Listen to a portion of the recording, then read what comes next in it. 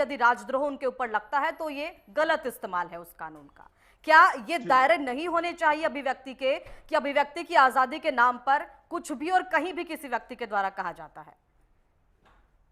विशाखा जी, आपने बहुत अच्छे सवाल पूछे, लॉयर से भी और भाजपा से भी, लेकिन वो तर्क नहीं दे पाए। जी। सवाल ये है कि देशद्रोह कानून ऑलरेडी सुप्रीम कोर्ट ने स्टे कर दिया पिछले साल। कोई भी मुकदमा देशद्रोह में, राजद्रोह में दर्ज नहीं होगा। और वो जो सुप्रीम कोर्ट है वो प्राइमा फेसाई ओपिनियन है कि ये आउटडेटेड लॉ है। और इस केस में जो स्टे किया गया है, इसमें प्रधानमंत्री जी का सेंट्रल गवर्नमेंट ने एफिडेविट दिया है कि हमारे प्रधानमंत्री जो खुद कहते हैं कि कॉलोनियल लॉज जो है उसको हम रिपील करेंगे। ठीक है। और दूसरी तरफ ये कहते हैं कि हम इसमें प्रावधान किया, रिकमेंडेशन की है लॉ कमीशन ने कि 3 साल से सजा बढ़ाकर 7 साल कर देनी चाहिए। ठीक है। तो अब मेरा इनसे यह सवाल है कि जो भाई साहब थे वो कह रहे थे कि मुकदमे दर्ज नहीं किए, मुकदमे दर्ज किए। मैं आपको आंकड़ा देना चाहूंगा, एक जिले का उदाहरण देना चाहूंगा।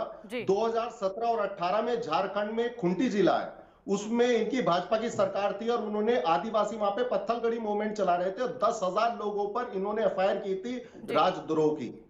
वो 2021 में हमारी सरकार गठबंधन की बड़ी, हमने खत्म की। अब लॉजिक पे आ जाता हूं कि संविधान में क्या जगह है।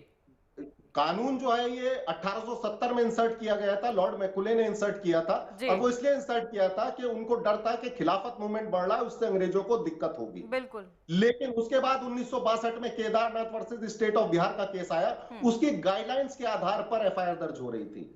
उसमें क्या कहा गया है केदारनाथ केस में कि कोई भी अगर सत्ता के खिलाफ कोई भी हिंसा करता है, उसको बदलने का प्रयास करता है सरकार को हिंसा करके, तब 124 ए इन्वोक किया जाना चाहिए। लेकिन ऐसा नहीं हुआ। अब मैं आपको बता देता हूं, ये कह रहे हैं कि आंकड़े कम है।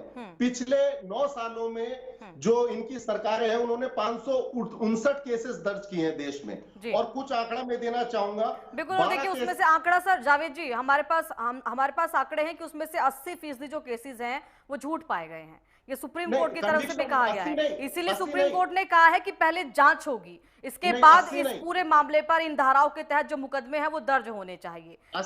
मैं तो कह रहा हूं कि 2 उदाहरण दे दो जिसमें कन्विक्शन हुआ हो पिछले 9 सालों में, पुराने भी केस हो, कन्विक्शन बता दो मुझे कितने का हुआ है। तो आउटडेटेड लॉ है, सुप्रीम कोर्ट का प्राइमी फेसाई ओपिनियन है कि इसको हटा दिया जाए।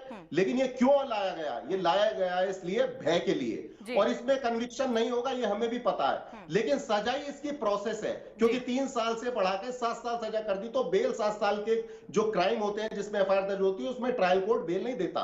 एक आंकड़ा मेरे पास ये भी है, जो उत्तर प्रदेश में 60% केसेस जो है बेल के ट्रायल कोर्ट रिजेक्ट कर देता है, जिसमें 124 इन्वोक होती है। तो मेरा इनसे ये कहना है, केवल ये प्रोसेस इन्वोक करना चाहते हैं ताकि जो आवाज उठा रहे हैं इनकी गलत नीतियों के खिलाफ, इनके काले कानूनों के खिलाफ। लेकिन जावेद जी, उस आवाज के भी तो दायरे होने चाहिए। क्या उस आवाज के दायरे नहीं होने चाहिए?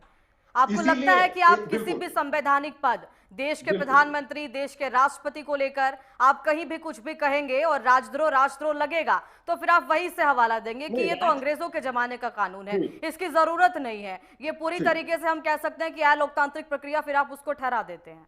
ठीक, आपकी बात से मैं सहमत हूं कि भाषा का संतुलन होना चाहिए, लेकिन इसके लिए अलग कानून लाइए। राजद्रोह लाने का क्या जरूरत है? और जो लॉ कमीशन ने रिपोर्ट पेश की है सरकार को, इसमें कोई भी जजमेंट्स का रेफरेंस नहीं दिया गया है, चाहे वो श्रिया सिंघल का जजमेंट हो 2015 का, जिसमें 66 ए को आईटी एक्ट के हटा दिया गया था, और इसमें कौशल किशोर 2023 का जिसमें फ्री स्पीच की बात कही है, उसका भी रेफरेंस नहीं दिया गया। कोई भी इंटरनेशनल ट्रीटी का इसमें जिक्र नहीं किया गया फ्रीडम ऑफ स्पीच और एक्सप्रेशन को लेके। आपकी बात से मैं सहमत हूं कि दायरा होना चाहिए, बैलेंस होना चाहिए, संवैधानिक भाषा। लेकिन आप ही की पार्टी के और बहुत सारे अन्य भी राजनीतिक दल हैं जिनके बुद्धिजीवी लोग, जिनको समाज समझता है, वो बुद्धिजीवी लोग ये तर्क देते हैं कि देखिए अंग्रेजों के जमाने का जो कानून है उसका किस तरह से दुरुपयोग हो रहा है।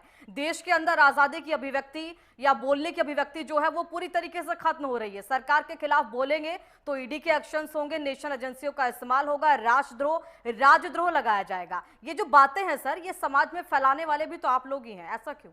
नहीं, अब सामने प्रमाण है जी। एक लैटिन में कहावत है, race Ipsa लोक्यूटोर, think speak itself. चीजें खुद बयान कर रही हैं। ईडी के 98% केसेस विपक्ष के ऊपर है, आईटी के केसेस 98% विपक्ष के ऊपर है। मैंने आपको आंकड़ा दिया 559 केसेस दर्ज हुए, 2 का कन्विक्शन। बता दो राजद्रोह में क्या जरूरत है इसकी? चलिए ठीक है। सुप्रीम कोर्ट क्लियर ओपिनियन है कि ये आउटडेटेड लॉ है। ठीक। लेकिन ये क्यों लाना चाह रहे हैं? क्योंकि इलेक्शन सामने है, डराना चाहते हैं, विपक्ष को डराना चाहते हैं। और मैं आप बहुत अच्छी पत्रकार हैं, आपने बहुत अच्छे सवाल पूछे, लेकिन मैं आपको एक आंकड़ा और देना चाहूंगा। 21 पत्रकारों पे भी एफआईआर हुई है देशद्रोह में। तो आपको लगता है कि पत्रकारों को भी सेंस नहीं है बोलने का? हो सकता है राजनेताओं को। अगर आप बोलने की लाइन ऑफ जो कंट्रोल है उसको आप क्रॉस करते हैं, अगर आप अपनी सीमाओं को लांघते हैं, तो देखिए जो कानून है उसके तहत कार्रवाई सब पर होनी चाहिए, उस पर चाहे वो आप है या उस पर हम है। ठीक है।